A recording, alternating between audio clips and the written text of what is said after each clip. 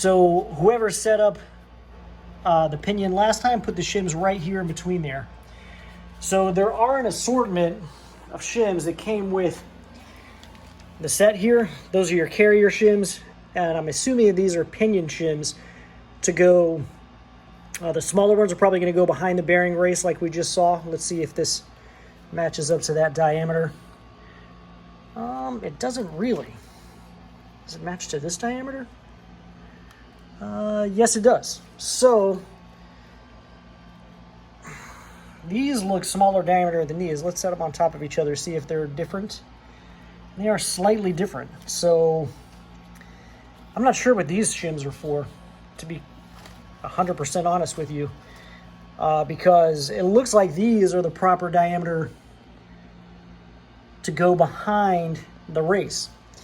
But regardless, what I think I'm going to do here is take a stack of shims and then fit them between the bearing race and the pinion over here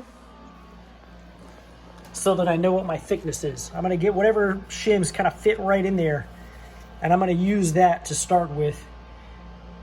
That way I have a good starting point for where to shim out my bearings. The way I clearanced my setup bearing was I got my Dremel tool here, low setting, and I probably just carefully kept the attachment moving back and forth, in and out, for about 10 minutes or so. And you see I did have to remove quite a bit of material. That is not all the shavings that came off of it. I blew it off a couple times. The goal is to get the new bearing to the point where, or your setup bearing I should say, to the point where it just kind of slides on and off.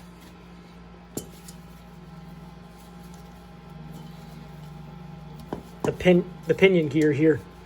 And this did slide all the way off and on easily just a second ago.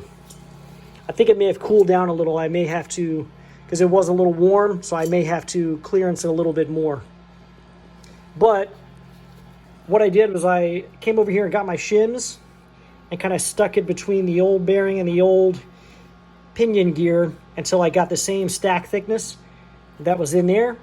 And then what I'm going to do is drop that down onto here below my bearing, obviously, and make sure again that my bearing is clearance enough where it's going to come off easily later. So this is what you want to see right here. A bearing that's going to just slide on and off easily. So now that I've got my setup bearing created, I'm going to go ahead and drop my spacers on there, pop this in place, and then I'm going to go ahead and put this in my carrier unit after popping in my new bearing races. So when it comes to installing the bearing races, I got this tool on Amazon. I will put the link to the tool in the description. So this has got varying sizes attachments. You want to find the one that fits right inside the bearing race around the outer edge of the bearing and fits nice and snug in there so it'll hold it centered, and then attach your handle to it, and you're going to use that to tap everything into place. So I've got my bearing race that goes here on the outer side of the pinion. And I've got my install tool. I'm going to place that inside of the race. And I'm going to get, this is a 4-pound dead blow hammer, by the way. So I'm going to go ahead and grab this. I'm going to drive this bad boy in here. That is, if I can get a good angle. I may actually move from the dead blow to my sledge, because this thing is not one to move too well with the dead blow. So I'm going to go ahead and move to my little sledgehammer here. I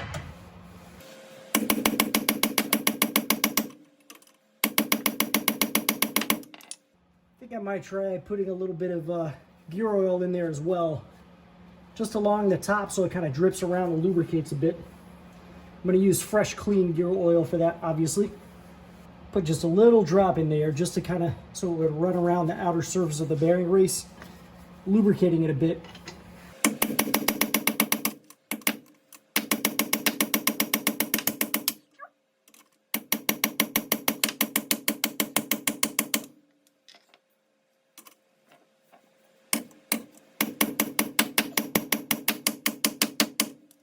So we're going in slowly. If I could get a better, get a little more room with the hammer, it'd be a lot easier to do, but that's where my camera is.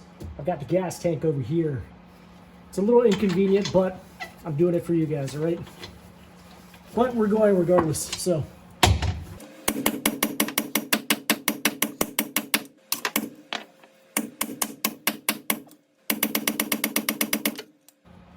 So another thing you could do is use your old bearing race. If you're having an issue like I am where it's not wanting to go in straight, kind of just use that.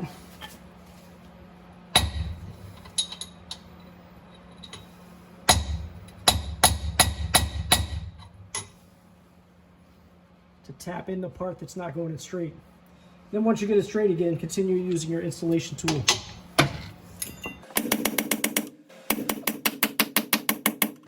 So once you get everything fully seated with that bearing race, you should see that it's nice and flush up against the carrier unit on the inside, and I'll show you what it looks like from the outside.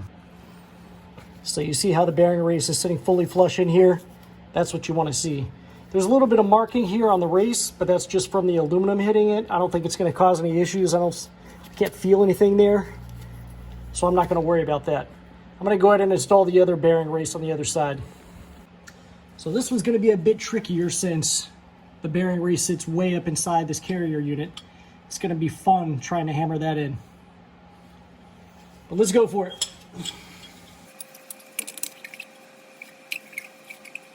Yeah. Oh boy. I wish this handle was just a little bit longer.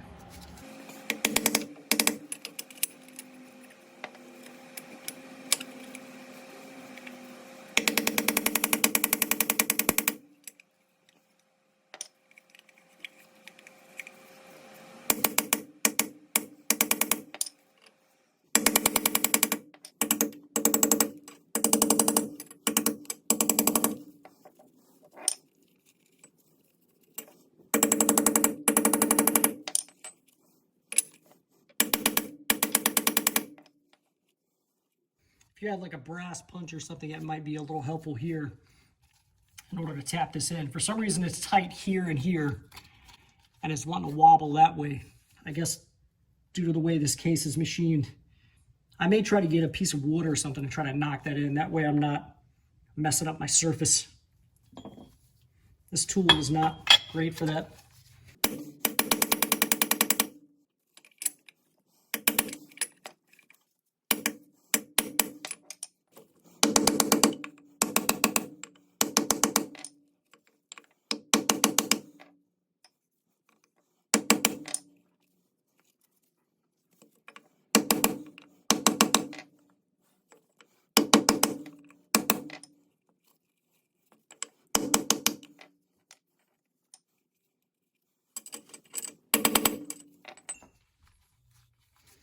Definitely don't want to mess up my bearing surface here, so I'm being very careful.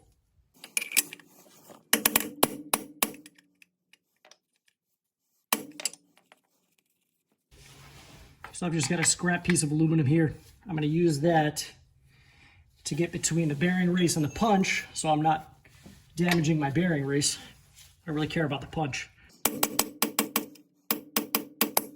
Because by feeling behind the race here, I can feel that it's tighter up here and needs to go in more on this side because I've got more of a gap there.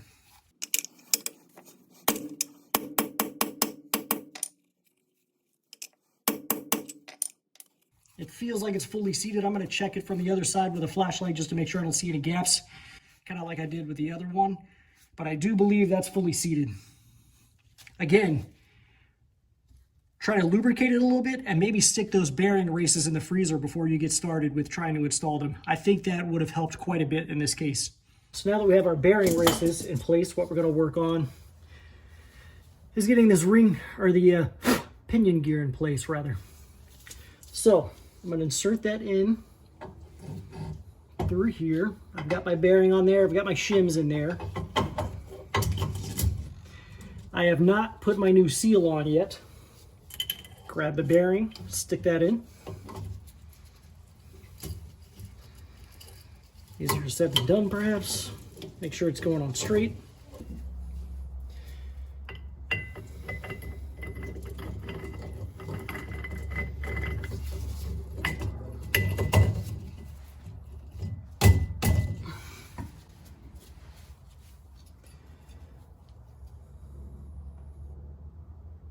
Oh, this washer should have gone in there.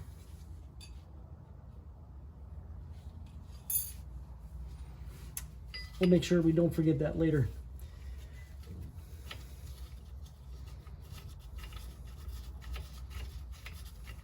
So I'm gonna get my nut started here.